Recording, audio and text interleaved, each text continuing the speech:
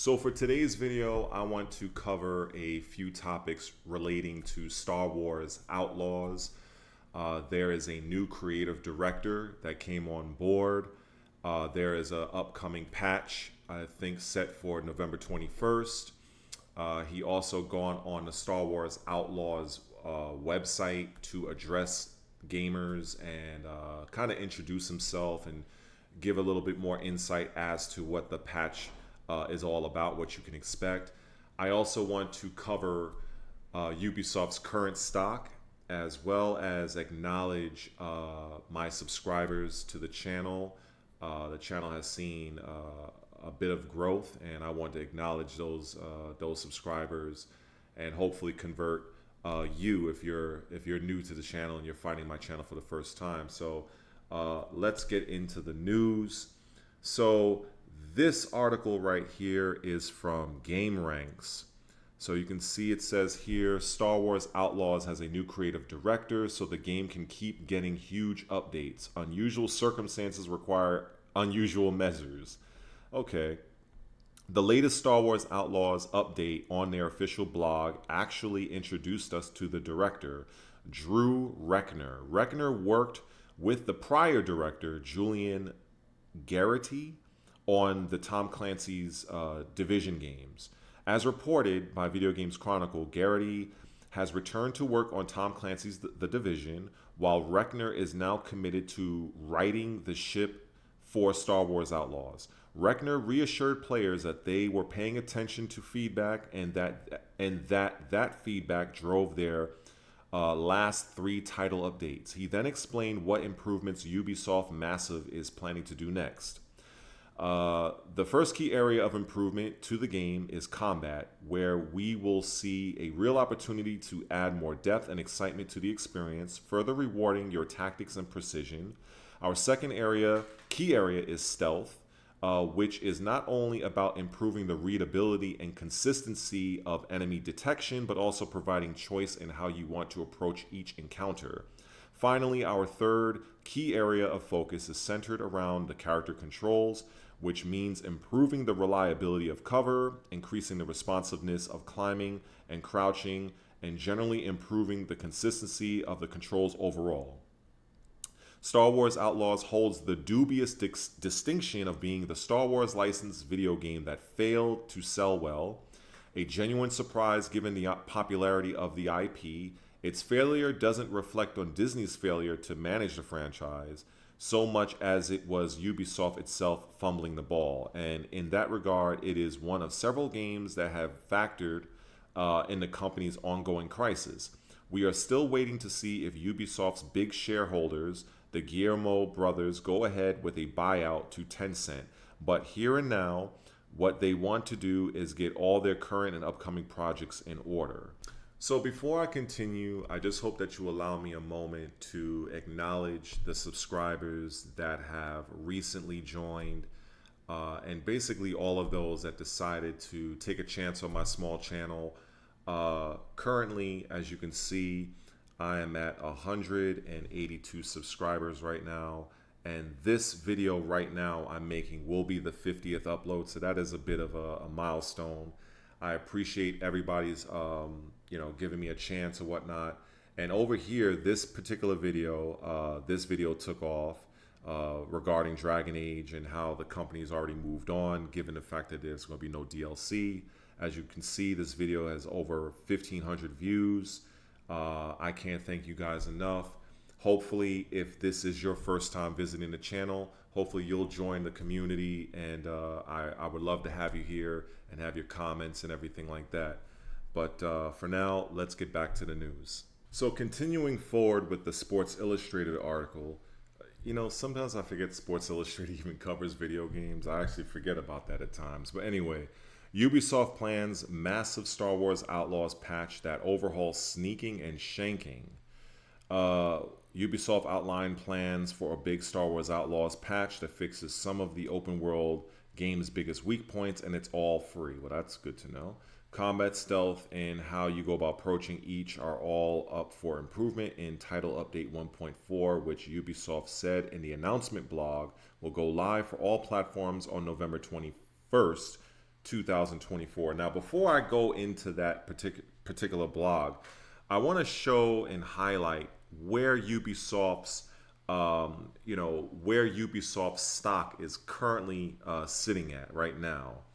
So, right now, Ubisoft is, let me see, let me put this to 5 days, right? So, Ubisoft currently is at $13.40.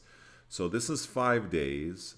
So, if we look at from October 30th all the way to the 5th, so you can see it sits at 13.50. It started about 13.80ish. But to really understand the gravity of the decline of Ubisoft's stock is you look at the 5 year right here. So we click on 5 years. So now you can see how this drastically shifts. So November 2019 was at $50, and then it goes all the way here at a peak. If I can get it right, about January 22nd, which is 85.18. And then after this, you can see this crazy, like it just dropped off of a cliff and went straight into hell itself. And this is pretty much what happens, a direct result of companies going woke and going broke, essentially. All of the pandering to the mentally ill with the alphabet community, and the woke brigade, which basically makes up the modern audience. So Ubisoft's issues are continuing, but at least some people within the company are trying to still fix their games, notably Star Wars Outlaws. So let's get into the actual announcement blog and go into further detail there. So it says, Outlaws, we'd like to welcome you to our first dev update, focusing on bringing you regular insights from our developers as we continue to support Star Wars Outlaws past its launch. Reflecting on launch, we have been listening to, gathering, and actioning players' feedback, and we see there are key areas where we can elevate the game experience to better meet your expectations. As you've seen with our previous title updates, we've already made changes to the game and look forward to continuing to improve the experience over time. We would like to reinforce that our priority is giving you the best Star Wars experience possible. To speak more on this topic is Drew Rechner, who has recently taken the helm of Star Wars Outlaws as creative director. So that was a good intro. So here is the director here. So he says, Outlaws. I'm very excited to be stepping into the role of creative director on Star Wars Outlaws, and to be working with the incredibly passionate team here at Massive Entertainment, along with our talented co-development studios around the world and Lucasfilm Games. I would like to personally thank you, our community, for your positive response to the game. We see and love all the fan arts, comments, and videos you've created. Oh, never mind the sirens. That's just the sounds of Brooklyn, New York right here. So anyway, and videos you've created around the game, and it continues to provide joy and inspiration to the team. We truly hope you're enjoying your journey across the Outer Rim with Kay and Nix thus far. I also want to take the time to say that we hear not only your positive feedback, but your constructive feedback as well. Thank you for sharing with us and helping us make the game even better. Today, I want to share with you the next priority areas we are looking to address to ensure that Star Wars Outlaws is the best experience possible for you. From before launch and continuing into post-launch, we have been gathering data from and listening to you. This takes place not only formally through our analytics, user tests, reviews, and media feedback, our Star Wars Outlaws bug reporter, crash reports, and other mechanisms, but also informally when we see your YouTube videos and Reddit, Discord, and other social media posts. We deeply care about your experience with the game and use all the data and feedback possible to see the friction points you are encountering, what you're enjoying, and where we can further improve certain elements that matter the most to you. Your feedback has already resulted in 3 title updates in which we focused on fixing some of your biggest concerns, such as bugs, reducing major friction points in some key missions, particularly around stealth, adjusting the speeder camera and collision, and much more. That being said, there are three key areas in which we're looking to improve the game even further. The first key area of development to the game is combat, where we see a real opportunity to add more depth and excitement to the experience, further rewarding your tactics and precision. Our second key area is stealth, which is not only about improving the readability and consistency of enemy detection, but also providing choice in how you want to approach each encounter. Finally, our third key area of focus is centered around the character controls, which means improving the reliability of cover, increasing the responsiveness of climbing and crouching, and generally improving the consistency of the controls overall. You can expect to see more details about how we will be celebrating and embracing player choice more than ever before, whether it's sneaking through encounters, going in blasters blazing, or everything in between. We will provide more specific details about the changes to these areas and more in the upcoming weeks as we provide further updates to you. All of this will culminate in the release of Title Update 1.4, which will release on November 21st, alongside the Steam launch and first story pack, Star Wars Outlaws Wildcard. To our players, thank you again for your support and feedback, and we hope you will enjoy continuing exploring the galaxy with us. And if you're new to the game, there's never been a better time to experience the Outer Rim with Kay and Nix. So there is a lot to talk about there. But I think the main takeaways I gather, and I gotta say, after all that reading, I need a little bit of water. All right. Yeah, that was a lot of reading. But I think the takeaways I think we can all, gather from this is that this guy, he seems very passionate about the game, and he's willing to make a change. I think people that are currently playing the game, Star Wars Outlaws, and those that have not, which is me, which represents myself, I think it's a good look that you still have that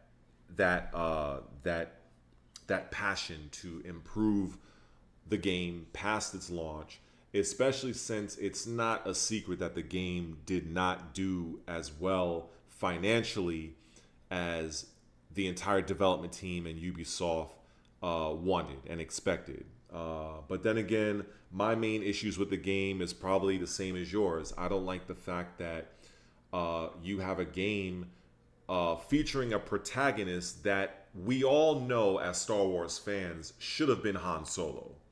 Or at the very least, it should have been a male protagonist that is similar to Han Solo.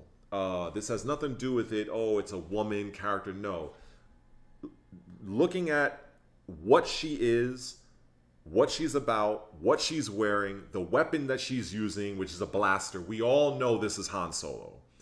And then, seeing the actual actress that was motion captured for this character, I believe it was a very beautiful woman from Hungary, if I'm not mistaken, looks nothing like her. It's like the development team just decided to uglify this woman. I mean, the character looks like a goddamn tranny as far as I'm concerned. The character looks hideous as far as I'm concerned. And so when I first saw that, it kind of turned me off between the look of the character and the fact that it was not Han Solo or a character that was like him, so that kind of turned me off.